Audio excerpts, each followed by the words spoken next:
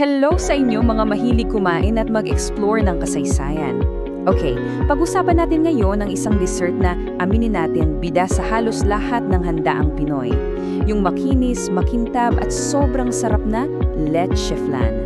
Tara, simulan na natin tong masarap na kwentuhan. Diba? Ang leche flan, parang reyna yan ng dessert table. Centerpiece, diba? Pero naisip nyo ba kung saan ba talaga galing tong paborito nating panghimagas? Kasi may sikreto yan. Halika at hukayin natin ang pinanggalingan ng culinary superstar na to. So para masimulan ng kwento, kailangan nating mag-time travel. Pero hindi dito sa Pilipinas ha, kundi sa malayong Europa.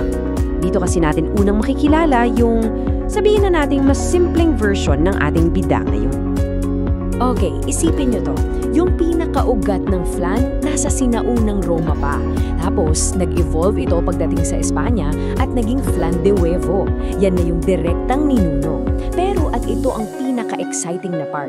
Ang tunay na magic, ang tunay na transformation, nangyari lang nung nakarating na siya dito sa Pilipinas. So, ano ba yung itsura ng original Spanish flan? Simple lang talaga. Ang mga sangkap, buong itlog, kasama yung puti at pula, tapos pulot or asukal lang. Dahil buong itlog yung gamit, mas magaan siya, hindi siya yung siksik na version na alam natin. Kumbaga, dyan siya nagsimula sa humble beginnings na yan. At dito na nagbago ang lahat. Nung dumating yung recipe sa Pilipinas, hindi lang siya basta kinopya. Nako, binigyan natin siya ng isang total transformation. Ito yung turning point ng buong kwento ng flan. At kitang-kita nyo naman dito yung laki ng pinagbago. Tignan nyo ha, mula sa paggamit ng buong itlog, naging puro egg yolks na lang. Tapos yung simpleng asukal, pilalitan ng isang game changer, condensed milk. Grabe, di ba? Ibang-iba, talagang level up. So, ano ba talaga yung dalawang sikreto sa Pinoy transformation na to? Okay? Una, yung paggamit ng puro pula ng itlog. Yan yung nagbigay sa leche flan ng sobrang siksik at rich na texture na yon.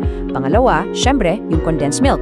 Yan ang nagdala ng kakaibang tamis at creaminess na nagbabago sa lahat.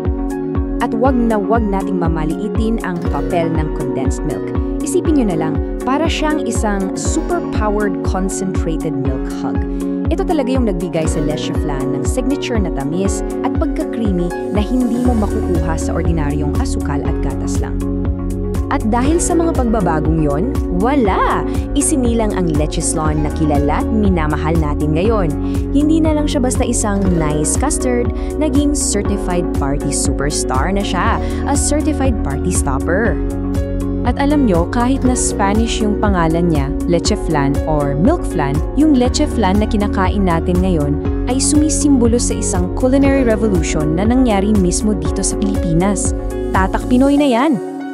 So sa huli, ang buong paglalakbay nito, etong buong kwento, ay tungkol sa isang napakasarap na transformation.